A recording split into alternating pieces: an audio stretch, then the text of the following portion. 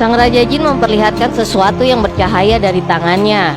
Sementara di dalam gedung peserta masing-masing sudah unjuk kebolehan dengan bakatnya.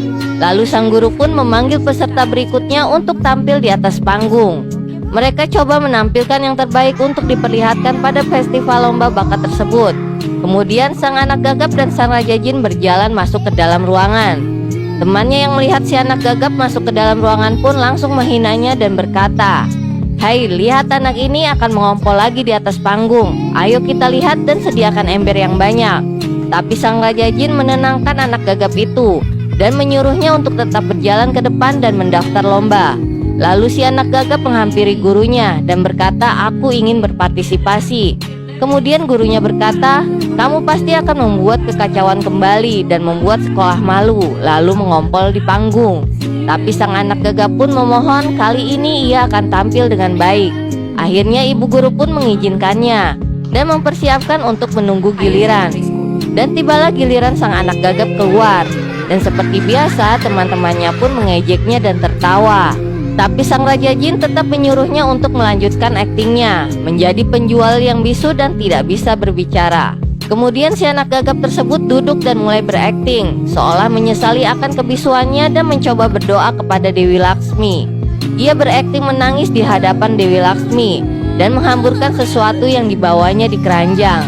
Dan mereka yang ada di ruangan itu masih terheran dengan apa yang akan dilakukan si anak gagap tersebut. Tiba-tiba lampu berkedap-kedip dan terdengar suara sang Dewi Laksmi berkata kepadanya, "Hai anak kecil, jangan menangis. Aku akan memberkati kamu dan kamu akan bisa bicara sedikit demi sedikit." Dan si anak gagap berakting mendengarkannya.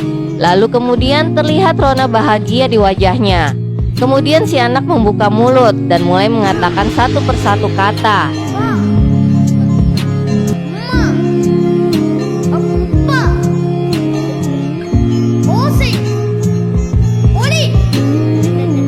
Dan si anak gagap berkata, "Terima kasih Dewi, akhirnya aku bisa berbicara."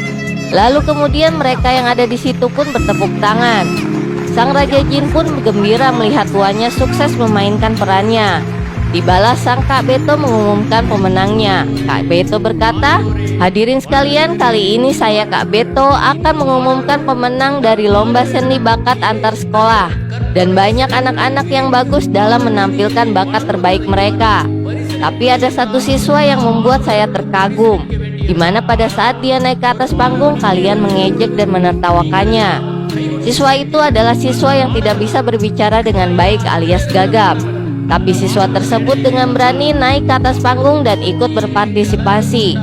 Dia bisa menjadikan kelemahannya menjadi kekuatannya, dan aku sudah memutuskan untuk memberikan hadiah utamanya kepada anak itu." Kemudian Tiru pun tersenyum mendengar Kak Beto berbicara. Semua yang ada di situ pun bertepuk tangan. Lalu Kak Beto kembali berkata, "Aku memohon kepada guru dan semua yang ada di sini agar tidak menghina dan merendahkannya. Karena kita yang menghinanya belum tentu lebih baik dari yang kita hina di mata Tuhan."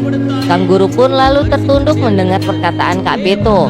Akhirnya Tiru si anak gagap maju ke depan panggung dan mendapatkan penghargaan menjadi juara pertama. Semua yang hadir di situ pun bertepuk tangan kepadanya. Lalu teman-temannya yang menghina pun menghampirinya mengucapkan selamat dan mereka meminta maaf kepada si anak gagap. Lanjut ke part selanjutnya ya, hanya di Snack Video.